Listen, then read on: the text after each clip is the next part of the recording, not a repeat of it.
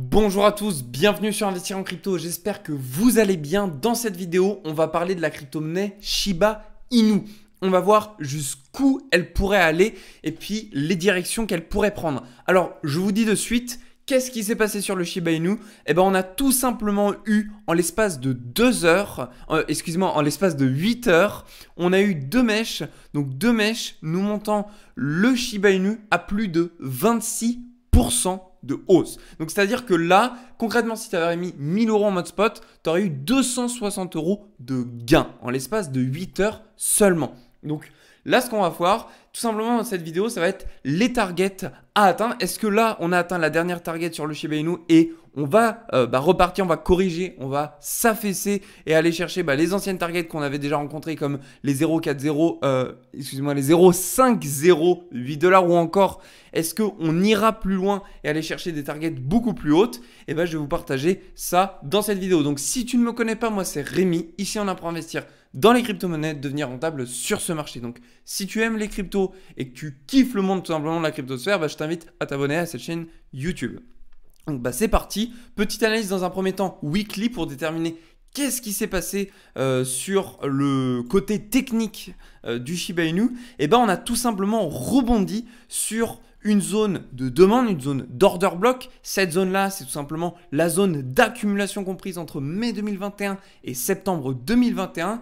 Et on est tout pile aller chercher le niveau 0,5 du retracement de Fibonacci, compris entre le plus bas de cette zone d'accumulation et le plus haut de cette zone d'accumulation. Et ce n'est pas étonnant, enfin, c'est très commun, en tout cas pour les traders de Smart Money Concept. Les traders de Smart Money Concept vont très régulièrement chercher justement ce niveau des 0,5 sur les order blocks.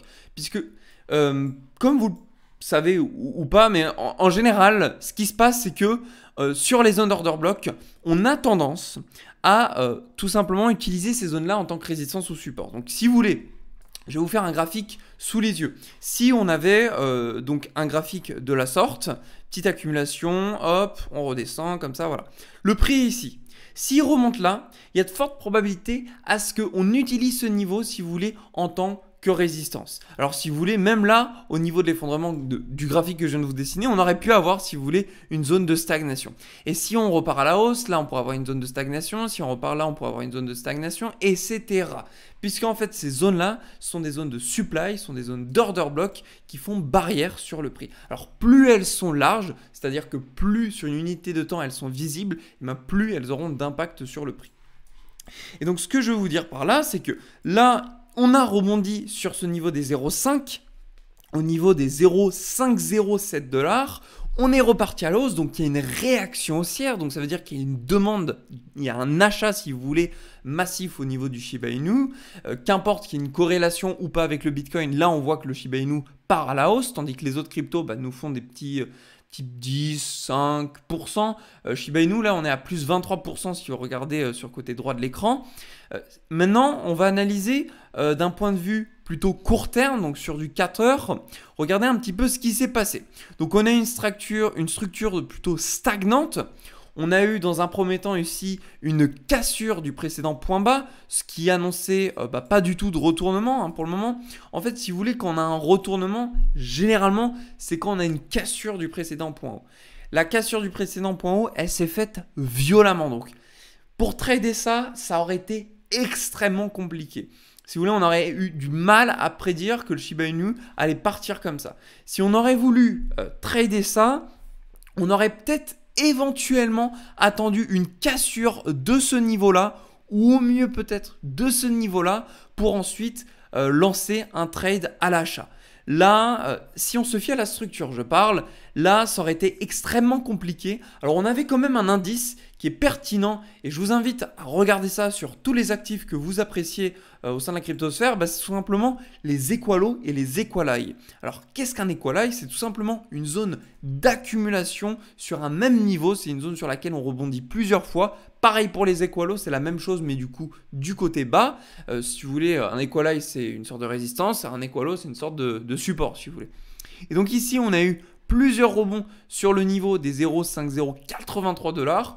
Et bien à un moment, on a été cassé ce niveau et on a mangé, en fait, si vous voulez, tous les stop loss qui sont accumulés. Donc stop loss des vendeurs, puisqu'il y avait beaucoup de personnes dans ces niveaux-là qui en fait vendaient le Shiba Inu dans le but de gagner de l'argent lorsque celui-ci partait à la baisse. Et donc là, on a eu ce qu'on appelle un short squeeze, on est parti à la hausse. On a eu un premier niveau d'atteint, tout simplement par rapport à cette extension de Fibonacci.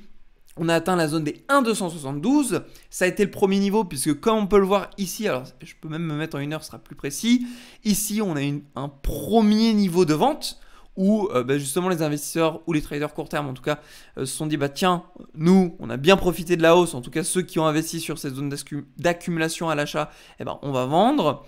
Et puis on a aussi les vendeurs qui se sont dit oula, moi je ne veux pas perdre mes positions. Donc ce que je vais faire, c'est que soit je vais racheter, il y en a qui vont faire ça parce qu'ils vont se dire ok, on revient sur des niveaux comme celui-ci. Moi j'avais réaccumulé une vente là parce que j'avais déjà vendu du Shiba Inu là. Donc moi je pense que ici c'est un niveau où on va tout simplement rebondir. Donc on va repartir à la baisse. Donc il réaccumule une vente, donc ça pousse le prix.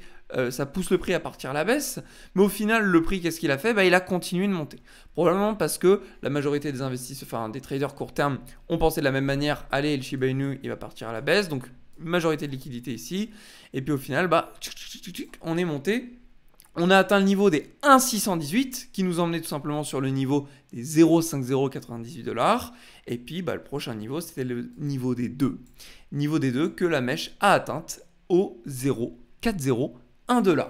Donc voilà pour ce qui était du Shiba Inu sur l'analyse de maintenant.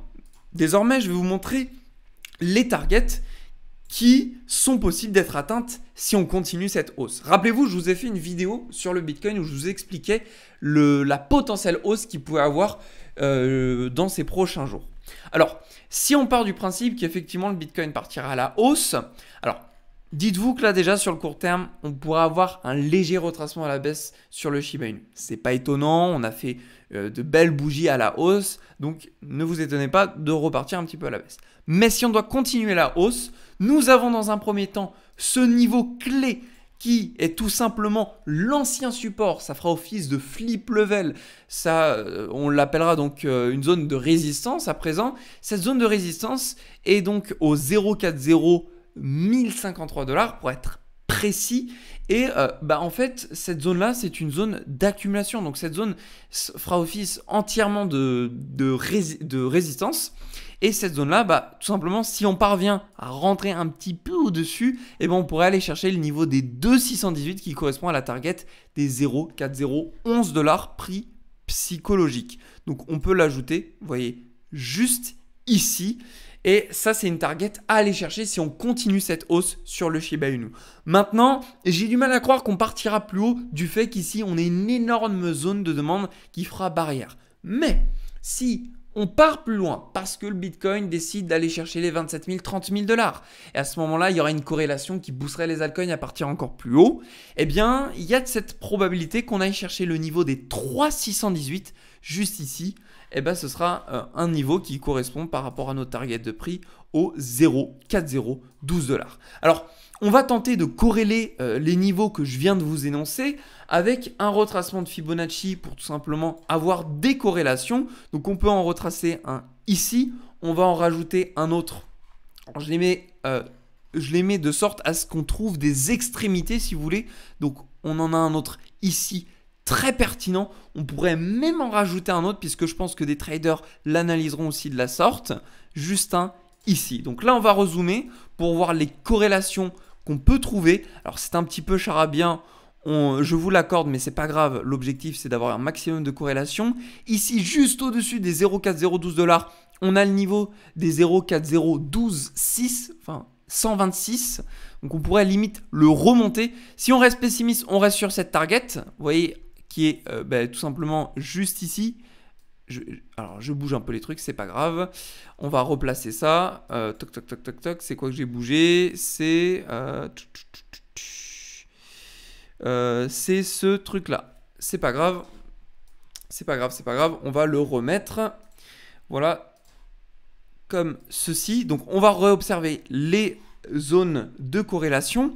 Donc on a le niveau ici des 0,618 qui, ma foi, sera très important puisque ce sera une zone d'OTE. Donc, on a le niveau des 0,40, 13 $, pas évident à prononcer avec le Shiba qui a plein de zéros derrière. On a ici un autre niveau de corrélation assez imprécis dès lors qu'on a des corrélations assez écartées, mais c'est pas très grave. Le mieux, c'est de se référer à des zones pessimistes. Donc, on a la zone ici des 0,786 au 0,4015 $. Et puis, si on monte un petit peu plus haut, on peut observer ici une magnifique zone. On a ici, alors on a deux, mais moi je préfère à la limite celle-ci, c'est la zone des 0,886 qui correspond à la zone psychologique des 0,402 $, mais qui en plus de ça, pourquoi j'aime bien? Parce que ici on a une belle zone d'accumulation, vous voyez, cette zone d'accumulation fera office de barrière, de résistance si vous voulez, sur le Shiba Inu. Donc ça c'est les targets enregistrés, vous pouvez faire un screenshot si vous voulez par rapport au niveau si on part à la hausse sur le Shiba Inu. Maintenant, il y a aussi des targets qu'on pourrait évaluer à la baisse. Mais dès lors que j'ai cette analyse de dire qu'effectivement le Shiba Inu part à la hausse, je préfère vous montrer les targets à la hausse. Maintenant, le devoir d'un trader, c'est d'évaluer les targets possibles à la hausse, aussi le côté latéral, si on reste stagnant, et aussi les targets possibles à la baisse. Moi, je vous fais uniquement les targets à la hausse puisque je suis très non objectif. Je suis vraiment à fond dans cette optique d'effectivement repartir à la hausse pour plusieurs raisons. Il y a le Bitcoin qui part à la hausse. On a vécu une période de baisse extrêmement longue. Donc, un retracement, une petite correction haussière ne m'étonnerait pas. En tout cas, il y a plus de probabilité, selon moi, à ce que l'on parte à la hausse. Donc voilà les targets que j'ai à vous proposer. J'espère que cette vidéo, en tout cas, vous a plu. Vous avez l'exchange que j'utilise pour trader en mode futur juste en dessous dans la description si vous souhaitez vous inscrire. Je vous souhaite à tous une très belle journée. Prenez soin de vous et on se retrouve pour une prochaine vidéo.